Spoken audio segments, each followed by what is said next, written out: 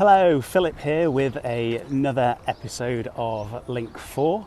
Today I'm going to talk to you about Counter-Strike. Now, Counter-Strike is one of the oldest competitive games in the world. It's over 20 years old, and it's a title that's dear to me. I played it competitively for over 10 years and was able to travel the world and compete in some different tournaments. So I understand how Counter-Strike can be used to develop a lot of the soft skills. I'd also like to take a minute or two to give you a quick story, if you'll permit me. Now, I mentioned that Counter-Strike is a game that I played for 10 years. I used to play in teams with school friends, and then moving from there into teams with other players.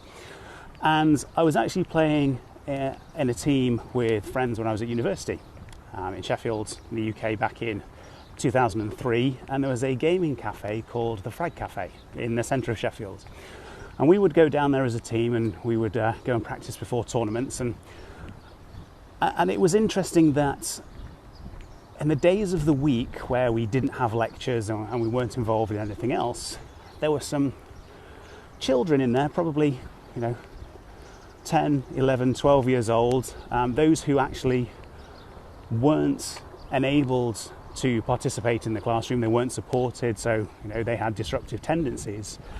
And what we found was that actually they were being supported and encouraged in this gaming cafe, playing Counter-Strike and developing the communication skills, strategy work,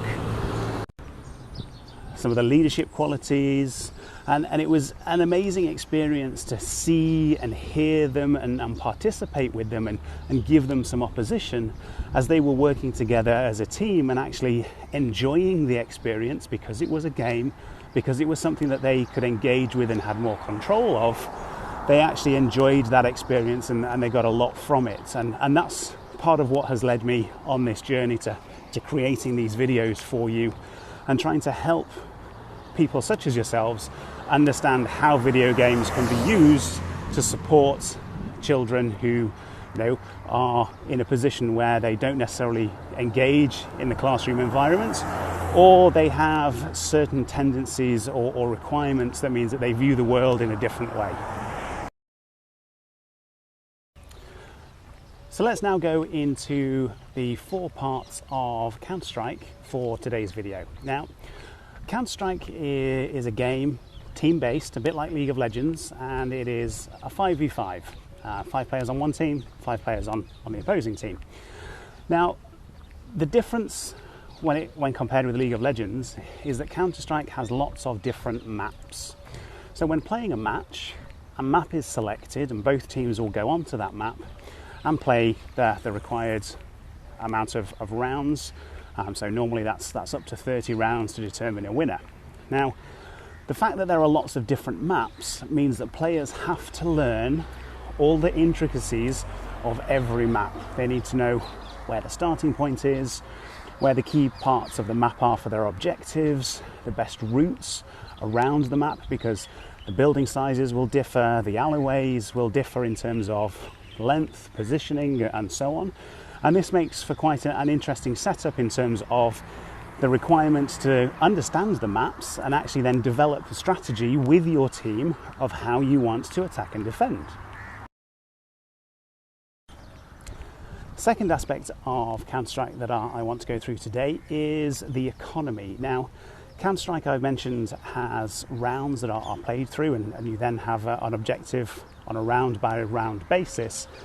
And each round you will either earn money for your economy and be able to buy better weapons and equipment, or you will lose the rounds and you will then have less money in the subsequent rounds to purchase your weapons and equipment. Now, this means that there's an element of maths or an understanding required to work out what weapons and equipment that you can buy for yourself based on the funds that you have as an individual player, how that actually works with the economy of your team. Again, your teammate may have done quite well, may have more money to buy equipment and therefore could potentially buy some and give it to you. So there's an element here on a round by round basis where there's some maths work, some understanding of the best combinations of weapons and equipment, and how you then need, as a player, need to work with your team to set yourself up for success. For the third part, I just want to go into strategy in a little bit more detail. Now, strategy is worked on a round by round basis, depending on your economy, how you are performing in a particular match. So if there are 30 rounds, you've got 15 rounds per half, then okay, are you winning, losing? Are you working towards that target of 16 rounds so that you win?